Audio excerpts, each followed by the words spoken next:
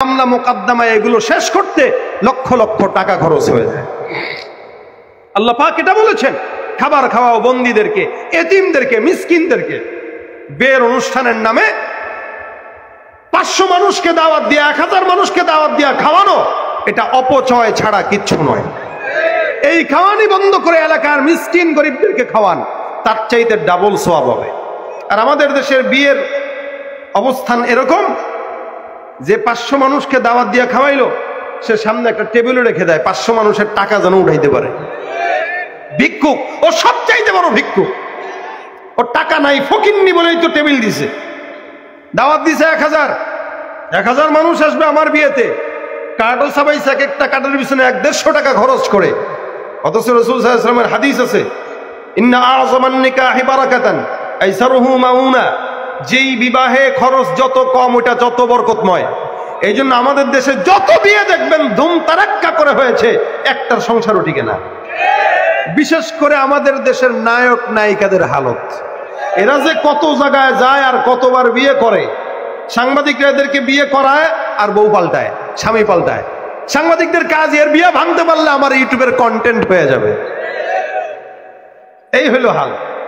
আর বিয়ে যখন করে খুব ধুমধারাক্কা, সবাইকে জানায়া কত কাহিনী করে। ভালোবাসার গল্প 1 বছর চলে, 1 বছর পরে অভাবের গল্প চলে আসে, প্রতারণার গল্প চলে আসে, যে আমাকে বাদ দিয়ে সে আরেকজনের সাথে যাবেই তো, কারণ তার নিয়তটাই তো শুরুতে গলত। এজন্য নবী বলেন, যেই বিবাহ যত ধুমতারাক্কা ছাড়া ওই বিবাহ তত বরকতময়। সুবহানাল্লাহ। বিবাহের ভিতরে 1000 মানুষকে না খাওয়িয়ে এলাকার মিসকিন 100 জনকে খাওয়ান, আল্লাহ পাক এর চাইতে বেশি সওয়াব দিবে এটাতে। ঠিক কিনা বলেন? ওয়ায়ুতঈমুনা আত-তুআমা আলা হুব্বিহি মিসকিনান ওয়া ইয়াতীমান ওয়া আসীরা ইন্নামা নুতঈমুকুম লিওয়াজহিল্লাহ লা নুরিদু মিনকুম জাযাআন ওয়ালা শুকুরা। আল্লাহ পাক রব্বুল আলামিন বলে যে বান্দা খাওয়াবে কার জন্য, বলে ইন্নামা নুতঈমুকুম লিওয়াজহিল্লাহ, আমরা যেটা খাওয়াবো সেটা একমাত্র কার সন্তুষ্টির জন্য, কারণ এটা নেকের কাজ না খারাপ কাজ। আল্লাহ বলেন তাআওয়ানু আলাল বিররি ওয়াত তাকওয়া, রাস্তাঘাটে যারা ছেলেরা আছে, কিশোররা আছে, নেশা করে, খারাপ নেশা করে, চোর, এদেরকে ডাক দিয়া খাওয়ান। রাস্তায় যারা অভাবগ্রস্ত আছে, খাবার পায় না, এদেরকে ডাক দিয়া খাওয়ান। কি বলবেন? বলে ইন্নামা নুতঈমুকুম লিওয়াজহিল্লাহি লা নুরিদু মিনকুম জাযাআন ওয়ালা শুকুরা। আমরা যেটা খাওয়াইলাম, যেটা পড়াইলাম, সব কিছু আল্লাহর জন্য।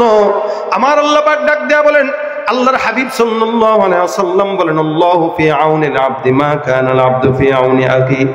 একটা বান্দা আরেক বান্দাকে যতক্ষণ পর্যন্ত সহযোগিতা করে, হাদিসে আমার পয়গম্বর বলেন, আমার আল্লাহ পাক রব্বুল আলামিন ওই বান্দাকে ততক্ষণ পর্যন্ত সহযোগিতা করতে থাকে। অর্থাৎ আপনি কোনো মানুষকে সহযোগিতা করবেন, তা আপনাকে সহযোগিতা করবে কে? বলেন না, কে করবে? এখন আমরা সহযোগিতা করিও লোক দেখে, চেহারা দেখে সহযোগিতা। কেমন? আমার আত্মীয় কে, রাইডারে দাও। এলাকার চেয়ারম্যান হয়েছে, মেম্বার হয়েছে, এমপি হয়েছে, কাউন্সিলর হয়েছে, যাই হোক না কেন, স্বজন প্রীতি, গরিব মানুষ আসে, দেয় না। আত্মীয় কে আছে, কাকে দিয়ে আমার ফায়দা হবে তাকে দেয়। চেহারা দেখে তারপরে সওয়াবের উদ্দেশ্য নয়, চেহারা দেখে স্বার্থের উদ্দেশ্যে দেয় না। আমরা যা দান করব, ইন্নামা নুতঈমুকুম লিওয়াজহিল্লাহ, একমাত্র সব হবে কার জন্য? জোরে বলে। ভাইরা আমার, এই জন্য ভালো কাজের আদেশ করে আল্লাহ পাক রব্বুল আলামিন বললেন, খারাপ কাজ থেকে বারণ করো, খারাপ কাজের সহযোগিতা হয় না। কারণ ভালো কাজ যদি বান্দা করে, টাকাটা যদি ভালো, সম্পদটা যদি ভালো জায়গায় যায়, ওই সম্পদটা বান্দার জন্য আল্লাহর কাছে, বান্দার ব্যাপারে আল্লাহর কাছে বান্দার জন্য সুপারিশ করে। আল্লাহ, তোমার যেই সম্পদটা তুমি বান্দাকে দিয়েছিলে, সেই সম্পদটা বান্দা ভালো কাজে ব্যয় করেছে। আল্লাহর হাবিব সাল্লাল্লাহু আলাইহি ওয়াসাল্লাম হাদিসের মধ্যে ডাক দিয়া বলেন, একজন লোক, অনেক আগের জামানার ঘটনা, আবু হুরায়রা রাদিয়াল্লাহু তাআলা আনহু থেকে বর্ণিত, উনি বর্ণনা করেন, একবার একটা লোক রাস্তা দিয়ে হেঁটে যায়, হঠাৎ করে মেঘের থেকে আওয়াজ, মেঘের গর্জন থেকে আওয়াজ শোনা গেল। মেঘ বলতেছে, অমুক বান্দার ক্ষেত আছে, চাষাবাদ, ক্ষেতের মধ্যে বহুদিন বৃষ্টি না হওয়ার কারণে ক্ষেতটা নষ্ট হয়ে যায়। এ মেঘমালা, আল্লাহর আদেশে তোমরা যাও, ওই বান্দার ক্ষেতের মধ্যে আল্লাহর আদেশে তোমরা মেঘ বৃষ্টি বর্ষণ করে পানি দিয়ে আসো। কে বলতেছে? মেঘ থেকে আওয়াজ আসতেছে, মেঘ থেকে। বান্দা নিজের কানে শুনলো। বান্দাটা হঠাৎ করে মেঘের দিকে তাকায়, অবাক, কি ব্যাপার বুঝলাম না, মেঘের থেকে গর্জনের আওয়াজ। মেঘ তো কথা বলতে পারে না, কিন্তু আমি তো শুনলাম মেঘ বলতেছে অমুক জায়গায় যাও, ওই এলাকায় অমুকের নাম ধরে বলতেছে তার ক্ষেতের মধ্যে পানি দিয়ে আসো। আল্লাহ পাক রব্বুল আলামিনের এই বান্দা এবার মেঘটাকে ফলো করে করে হাঁটা শুরু করে দিল। মেঘ দৌড়ায়, আল্লাহর বান্দাও দৌড়ায়। মেঘ কার কথা বলল এটা একটু দেখা দরকার। হঠাৎ করে এমন একটা জায়গায় যায়, আসমানের মেঘগুলো বৃষ্টি বর্ষণ করে দেয়। বৃষ্টিগুলো একটা পাথরের উপরে পড়ে, পাথরের উপর থেকে বৃষ্টি পড়ার পরে একটা নালার মতো রেডি হয়ে গেল। জমিনের মধ্যে একটা নদীর নালার মতো তৈরি হয়ে গেল। ওই সোজা মেঘ থেকে যে বৃষ্টি আসে, বৃষ্টিটা পাথরের উপরে পড়লো, পাথর থেকে নালা তৈরি হয়ে গেল। পানি গড়াতে গড়াতে এমন একটা জায়গায় গেল, যেতে যেতে ওই বান্দাটাও পিছু ধরে, যে যে দেখে এমন একটা বান্দার ক্ষেতের মধ্যে যায়, যে বান্দার আশেপাশে অনেক ক্ষেত আছে, কারো জায়গায় পানি না গেলেও আল্লাহর আদেশে মেঘের ওই পানিগুলো ঠিক ওই বান্দাটার ক্ষেতের মধ্যেই ঢুকে যায়। বান্দা তাকায় দেখলো এই জায়গায় একটা লোক কুড়াল দিয়া ক্ষেতটাকে সুন্দর করে পরিমার্জন করে। বেচারা অবাক দৃষ্টিতে বান্দার দিকে তাকায় দেখে এই বান্দাটা আসমানের মালিকের কাছে হাত করে ডাক দেয়া বলে, আলহামদুলিল্লাহ মালিক, তুমি বড় দয়ালু, তোমার কাছে চাইতে দেরি হয়েছে আল্লাহ, তুমি আমার ক্ষেতের মধ্যে পানির ব্যবস্থা করতে দেরি করো নাই। এ মুসলমান, আল্লাহ পাক রব্বুল আলামিন এই জন্য হাদিসে কুদসিতে বলেন, আনা ইনদা যান্নি আবদি বি, আমার বান্দা আমার উপরে যেমন ধারণা রাখবে আমি তেমন বান্দার সঙ্গে মুআমেলা করি।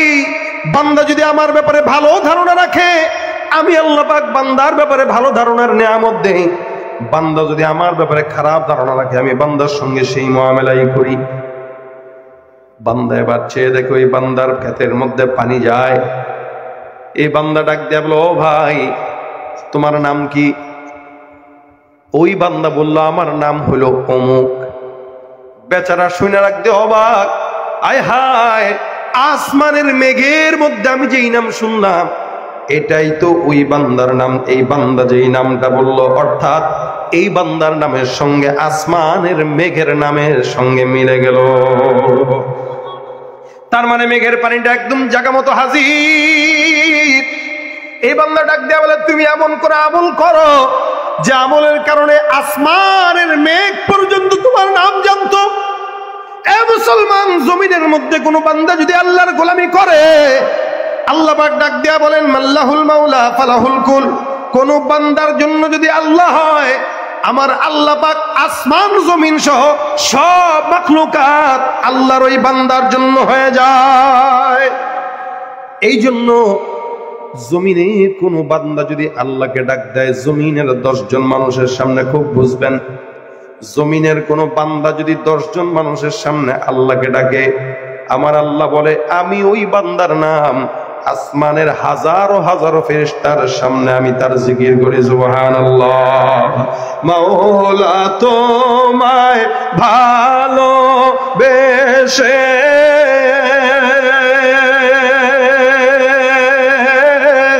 কলিজা পুড়ে গন্ধ আসে, মাওলা তোমায় ভালোবেসে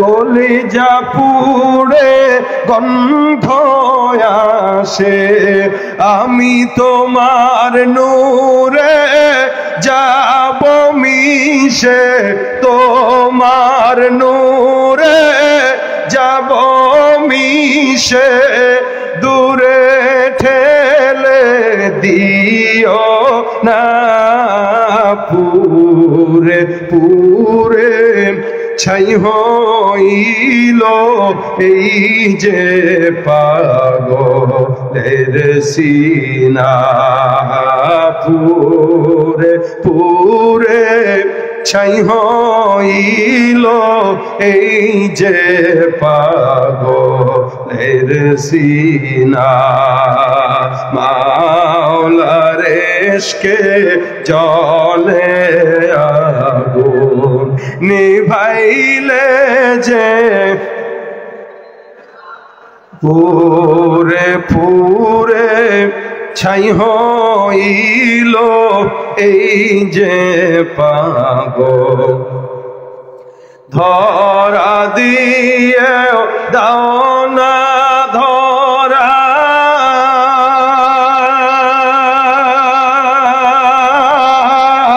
কাছে থেকেও দাও না সারা ধরা দিয়ে দাও না ধরা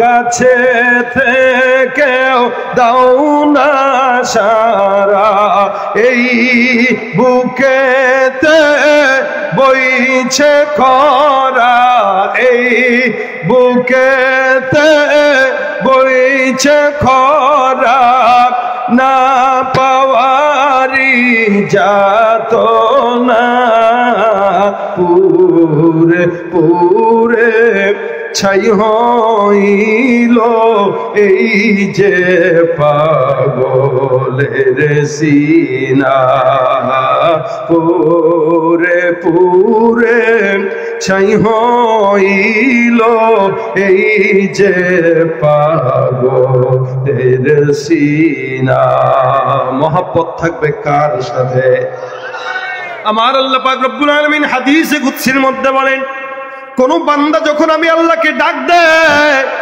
ওই বান্দা ডাক দেওয়ার সাথে সাথে বান্দা তার জবান দিয়া কথা বলে বান্দা হাত দিয়ে আমি আল্লাহর কালাম ধরে বান্দা পাও দিয়া ভালো পথের দিকে আগায় আমার আল্লাহ ডাক দিয়া বলেন বান্দার জবানটা বান্দার থাকে না আমি আল্লাহ পাক রব্বুল আলামিন বান্দা তার জবান দিয়া জিকিরের সাথে সাথে বান্দার জবানটা আমি আল্লাহর কুদরতি জবানে রূপান্তরিত হয়ে যায় বান্দা যে হাত দিয়া আল্লাহর কালাম ধরে বান্দার হাতটা তখন বান্দার না আল্লাহ পাক রব্বুল আলামিন বলেন কুনতু সামাহুল্লাযী ইয়াসমাউ বিহা ওয়া বাসারুহুল্লাযী ইবসিরু বিহা ওয়া ইয়াদুহুল্লাতী ইয়াবদিশু বিহা ওয়া রিজলুহুল্লাতী ইয়ামশি বিহা বান্দা যে হাতটা দিয়া আল্লাহর কোরআন ধরে বান্দা যে পাওটা দিয়া আল্লাহর ঘর মসজিদের দিকে আগায় বান্দা যে জবান দিয়ে আল্লাহর জিকির করে বান্দা যে চক্ষু দিয়ে আল্লাহর কালাম দেখে আমার আল্লাহ বলেন বান্দার প্রত্যেকটা অঙ্গ প্রত্যঙ্গ আমি আল্লাহর কুদরতি অঙ্গ প্রত্যঙ্গের সঙ্গে মিলিত হয়ে যায় এ মুসলমান নবীর উম্মত এই কারণে কোন ইমানদার বান্দা যখন আল্লাহর মহব্বতের হয় আসমানের মেঘ পর্যন্ত বান্দার মহব্বতের হয়ে যায় সুবহানাল্লাহ বলেন তো জমিনের মধ্যে আল্লাহর চাইতে ভালো বন্ধু আর কেউ আছে মাও দেখেন বাবাও দেখেন আত্মীয় স্বজন দেখেন নেতা কর্মী দেখেন যতদিন পর্যন্ত ক্ষমতা আছে ততদিন নেতার বেল আছে ক্ষমতা নাই নেতার বেলও নাই নেতার যারা চেলাচামুন্ডা নেতার যখন ক্ষমতা আছে চেলাচামুন্ডা ততদিন সার ক্ষমতা চলে গেছে এখন সারও ডাকে না ঠিক কিনা এই যে কতগুলো এমপি চলে গেল না এদিন ইউটিউবে দেখলাম একটা ভিডিও কোন নেতারে গালি দিতেছে তার কর্মী এখন নেতা কইতেছে আমি আর তোরে কিছু বললাম না গালি একটা দিয়ে কতি আর কি কবি তোর ক্ষমতা আসেনি এ দেখেন এদেশের এমপিরা সাবেক হয় সাবেক এক সময় এমপিত্ব থাকে এক সময় থাকে না এক সময় মন্ত্রিত্ব থাকে এক সময় থাকে না আলহামদুলিল্লাহ কোন আল্লাহওয়ালা কখনো সাবেক হয় না বরং সে আগেও আল্লাহর প্রিয় থাকে দিন যত যায় তত আল্লাহর প্রিয় হয় হাফেজে কোরআনরা কখনো সাবেক হয় না আলেমরা কখনো সাবেক হয় না আমি আজকে হাফেজ আছি কালকে থাকবো না এটা হয় না আমি যতদিন বেঁচে আছি ততদিন আমি হাফেজে কোরআন আলহামদুলিল্লাহ আমার সম্মান এমন না যে আমি এখান থেকে নেমে গেলাম আর সম্মান নাই চেয়ার আমার থাকলেও সম্মান আছে চেয়ার না থাকলেও সম্মান আছে কথা ঠিক কিনা আর আমাদের দেশের ক্ষমতা যতক্ষণ যতক্ষণ চেয়ার ততক্ষণ স্যার, যতক্ষণ চেয়ার নেই ততক্ষণ শালা। কথা ঠিক কিনা? এজন্য ওই ধান্দা বাদ দিয়া এই ধান্দা করেন, ফায়দা আছে।